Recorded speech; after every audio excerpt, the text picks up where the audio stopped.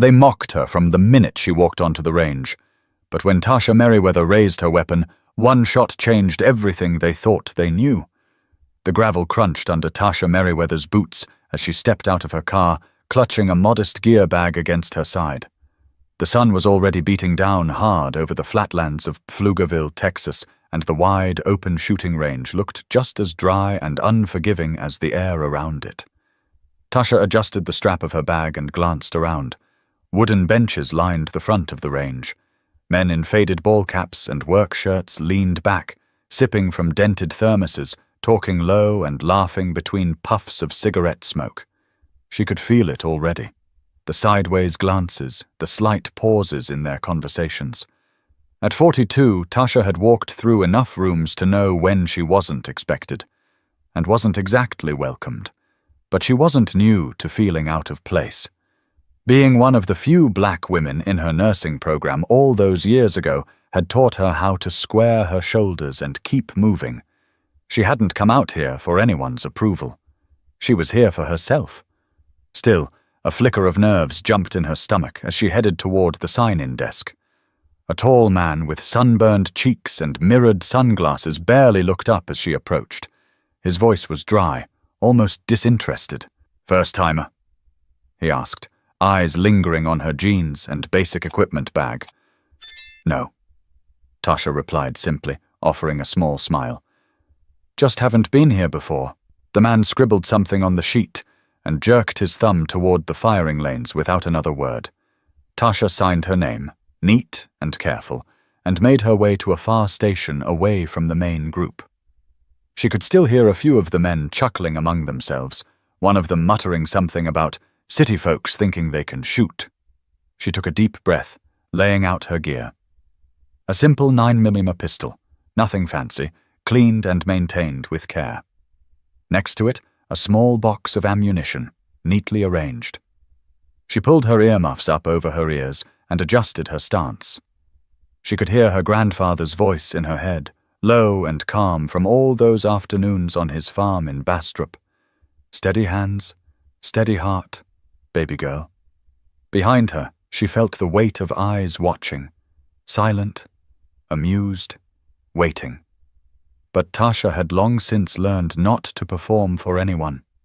She squared her shoulders, loosened her knees, and focused on the paper target flapping gently at the other end of the lane. She hadn't fired a shot yet, but her heart was already pounding, not from fear, but from the thick silence gathering around her. She could feel it like humidity, heavy and uncomfortable. A couple of guys a few lanes over made a show of loading their rifles, loud and careless. One of them called out to his buddy, not bothering to lower his voice. "Bet she flinches." Tasha didn't react. She just loaded her magazine, slid it into place, and cocked the gun with a sharp, clean motion. The sound cracked through the air, cutting across the low laughter behind her. She set her feet, took one long, steadying breath, and raised the pistol. No one was laughing now. Out of the corner of her eye, she caught a few heads turning fully toward her. Some still grinning, others leaning back with crossed arms, ready to be entertained. But entertainment wasn't what Tasha came here for. She came to remind herself of who she was. And maybe, if they were paying attention, she'd remind them too. But Tasha hadn't pulled the trigger yet. And what happened next would leave everyone on that range remembering her name for a long time. The first shot cracked through the air like a whip, sharp and clean. For a fraction of a second, everything seemed to stop. Conversations cut off mid-sentence. Someone's thermos clattered to the ground. Tasha lowered her arms slowly, feeling the controlled recoil settle back into her muscles. She glanced toward the paper target, just to confirm what she already knew. Dead center. A clean hole right through the bullseye. The range officer, the man with the mirrored sunglasses, lifted his head fully now. His mouth parted slightly, just enough to show a flash of teeth. For a moment, no one said a word. Then a low whistle from the far end of the bench line, followed by a muttered, "Damn." Tasha reloaded casually, acting like she didn't hear it. She could feel the shift, though, a slow pulling back of assumptions, like a tide retreating. Some of the men turned back to their gear, pretending to be busy, but their shoulders were stiff, their movements rigid. Others stared openly, arms crossed, eyes narrowed with something that looked less like amusement and more like something else. Curiosity, maybe even respect. But there were a few, a small knot of 3, who weren't ready to give anything up. Tasha could hear them chuckling low, shaking their heads. "Fluke," one of them grunted under his breath. "Anybody can get lucky once." Tasha smiled to herself, the corners of her mouth tight with patience. She reset her stance without a word, focused on the next round. Another sharp shot, another dead center hit, almost touching the first. And another. And another. The paper target swayed slightly with each impact, the holes nearly overlapping into one ragged black scar in the middle of the sheet. Tasha didn't rush. She took her time, breathing evenly, hands steady, body loose but anchored. By the time she lowered her pistol again, the whole front line of shooters was pretending not to watch her, and failing miserably. The man closest to her, a heavy-set guy with a thick beard and a bright orange hunting vest, finally broke the silence. "Where'd you learn to shoot like that?" he asked, his voice a little too loud, a little too forced. Tasha pulled off her earmuffs and let them hang around her neck. She met his gaze squarely. "My grandfather," she said, "taught me when I was about 12. The bearded man shifted awkwardly, scratching the back of his neck. "Well, hell! Guess he taught you right." A few others murmured in agreement, nodding reluctantly. But from the corner of her eye, Tasha saw the group of 3 troublemakers, the ones who'd laughed earlier, watching her with tight mouths and squinted eyes. Their posture wasn't friendly. It wasn't impressed either.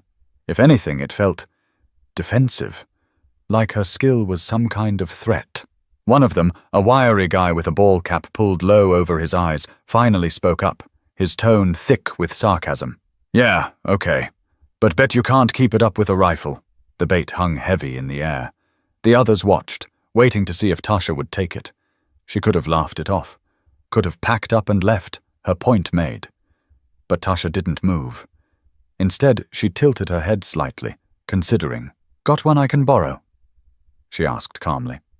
The wiry man smirked, tossing a battered .22 caliber rifle onto the bench between them with a loud clatter.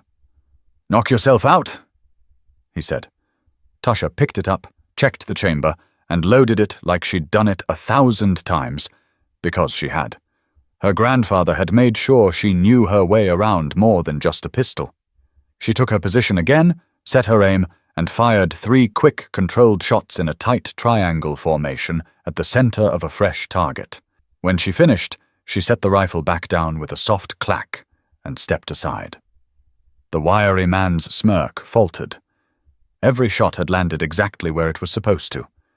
But the looks on their faces weren't the only thing starting to change, and before long, Tasha's quiet power would shift the entire energy of that range. It didn't take long for word to travel down the firing line. A few people who hadn't been paying much attention before were now inching closer, trying to look casual. Some leaned back on their benches, others wiped their hands on their jeans and stood a little straighter, pretending they just happened to be facing her direction.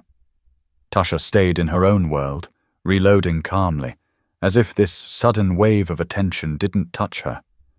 Inside, she could feel her chest tightening, not with nerves, but with an old, tired feeling she knew too well. That stubborn itch that told her, "You'll have to be better, cleaner, sharper, always." It wasn't fair. It never had been. But she'd learned not to waste time wishing for fairness. She focused on the next target. New paper, fresh and crisp. This time, the range officer himself wandered down the line, stopping a few feet behind her. He didn't say anything. Didn't have to. His crossed arms and slow nod were enough to show he was watching closely now. Tasha fired another round. Dead center. Another. Slightly off to the left, but still within the bullseye ring. Another. Sliced cleanly through the first hole like threading a needle. Each shot carried a crisp sound that felt heavier than just noise. It felt like permission, like a slow, reluctant opening of doors that most days stayed firmly shut. As she worked through her set, she caught bits of low conversation drifting behind her. "She's good. Real good. Better than half of us here. One man laughed, short and embarrassed. Better than me for damn sure. The wiry man who had challenged her earlier didn't say anything this time. He was busy breaking down his own rifle, focusing too hard on the bolts and screws, pretending she didn't exist. Tasha didn't gloat. She didn't grin. She simply kept moving, calm and measured, the same way her grandfather taught her. In between rounds, she wiped her palms on her jeans more out of habit than need. Her mind flickered briefly to her kids back home, Jordan, who was 16 and already taller than she was, and Mia, just turned 9, who still insisted on sleeping with a nightlight. Tasha thought about how she wanted them to see her one day, not just as their mom, but as someone who didn't back down, even when things got uncomfortable. Another shot. Another bullseye. One of the older men down the line, grey hair curling out from under his baseball cap, finally broke the growing tension. "You teach classes?" he called out, half joking, half serious. Tasha smiled without looking up. "No, sir," she said. "Just learned to listen good." There was a ripple of quiet laughter. Not mocking this time. Genuine. Respectful. For the first time all morning, the air around her shifted from heavy to light. People started to talk more freely, comments flying back and forth. Questions about what kind of training she'd had, what brand of ammo she preferred, even a few sheepish admissions about struggling with accuracy themselves.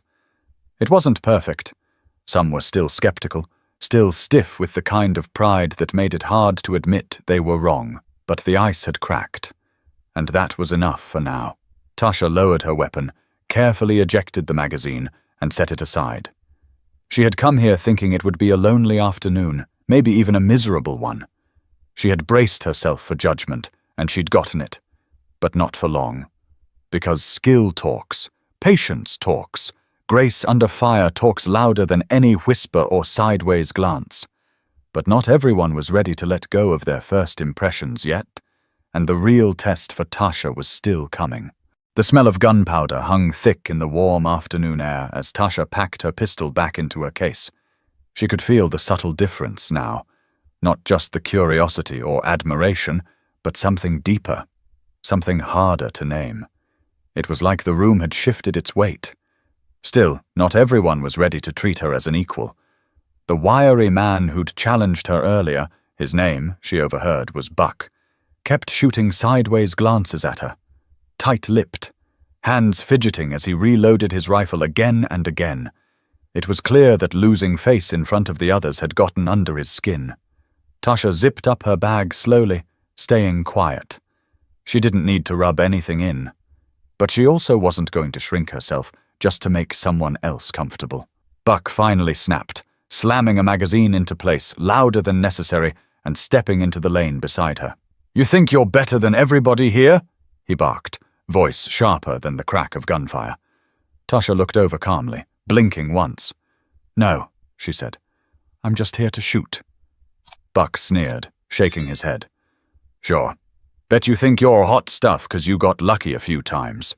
From the bench nearby, the heavy-set man in the orange vest, the one who'd asked about her earlier, stood up slowly, wiping his hands on his jeans. His name, Tasha had caught earlier, was Roy. "That didn't look like luck to me," Roy said, his voice steady. A few others mumbled in agreement. Buck ignored them. He squared his shoulders, lifted his rifle, and fired a sloppy round downrange. The shot hit the target, but it was way off center, tearing the paper near the edge. Tasha said nothing. She didn't need to. Roy shook his head and walked over, standing between them now. "Look," he said, turning toward Buck. "You want to get better. You watch people who know what they're doing. You don't tear 'em down." Buck's jaw worked like he was chewing something bitter, but he didn't argue. He muttered something under his breath and stomped back toward the benches, slamming his rifle down louder than necessary. The tension eased like a stretched rubber band finally snapping loose. Roy turned back to Tasha, offering a nod, not the stiff kind, but the real kind that said, "You've earned it. You come back next weekend," he said. "We got a little club, marksmen only. Could use someone like you." Tasha hesitated. She wasn't used to being invited, not in places like this. Her life had taught her that, often, those doors stayed closed no matter how hard you knocked. But she saw something genuine in Roy's face, and in the way some of the others had softened too. Not in pity, but in respect. "Maybe I will," she said, smiling slightly. Roy chuckled. "We even got a barbecue after. You bring that aim of yours, I'll bring the ribs." There was laughter again, easy and rolling across the firing line. For the first time all day, Tasha felt the tight knot in her stomach loosen. It wasn't about showing off. It wasn't about beating anyone. It was about standing firm in her own skin, knowing she had nothing to prove, and yet proving it anyway, not with words, but with action. She picked up her bag and slung it over her shoulder, catching a few lingering looks from others as she walked past. Not the curious or skeptical looks from earlier. Not the mocking ones either. Respect. Simple, earned respect. As she loaded her gear into her trunk, the sun dipping lower in the sky behind her, Tasha thought about how quickly judgment can turn into admiration when you refuse to shrink yourself to fit someone else's idea of who you're supposed to be. But before she could leave for the day, one more unexpected encounter would seal the lesson she hadn't even realized she was teaching. Tasha was wiping dust off her windshield when she heard footsteps crunching the gravel behind her. She turned casually, half expecting Roy again. But it wasn't him. It was one of the younger guys from the range. Tall, maybe mid-20s, with a crooked ball cap and a sheepish look that didn't quite fit his earlier smugness. His hands were jammed deep into his pockets, shoulders hunched like he wasn't sure if he should even be walking over. Tasha kept her expression neutral. She wasn't about to make this easy for him. He stopped a few feet away, rocking back on his heels. Hey," he said, scratching the back of his neck. "Name's Logan." Tasha nodded once. "Tasha." He hesitated, looking down at the ground, then back up at her face.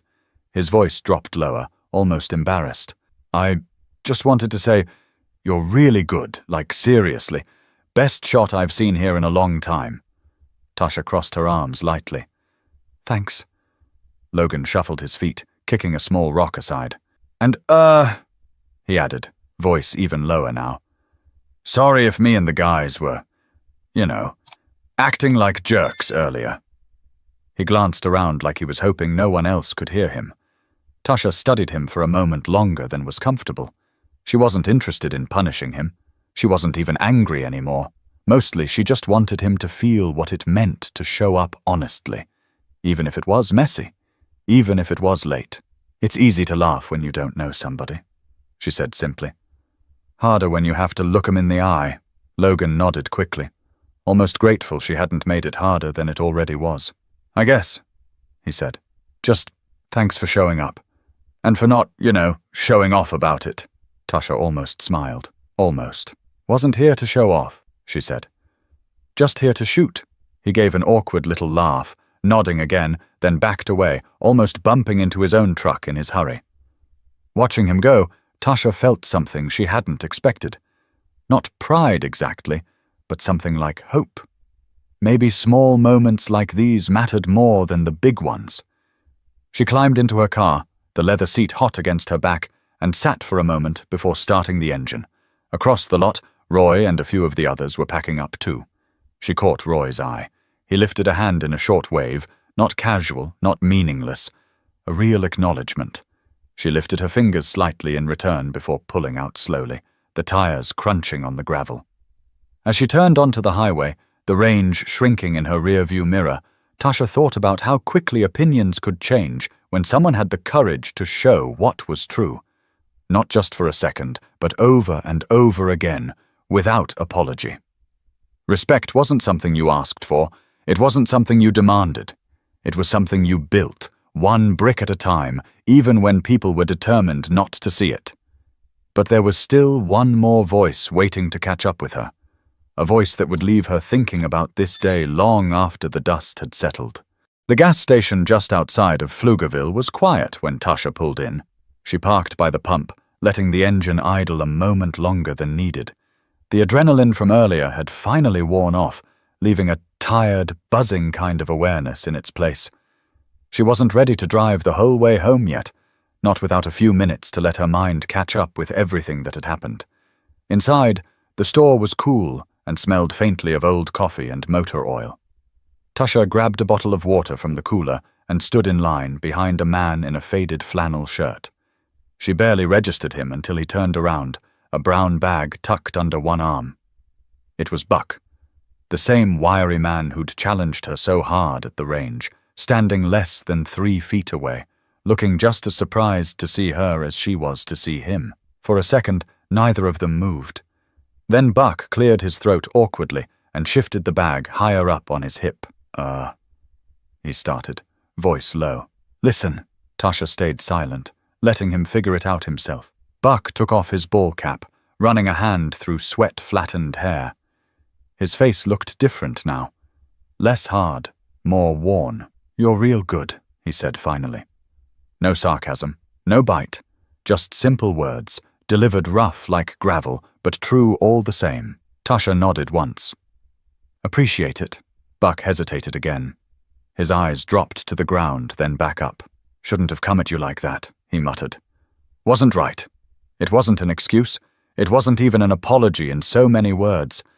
But Tasha knew enough about men like him, about people who carried pride like armor, to recognize when they were laying it down the only way they knew how. She took a slow breath and let it out. Sometimes, she said evenly, you gotta see something different to realize what you're missing. Buck looked at her for a long second, then gave a single nod. A real one this time. Yeah, he said gruffly. Guess you're right. He shifted his bag again and walked out without another word, pushing the door open with his shoulder.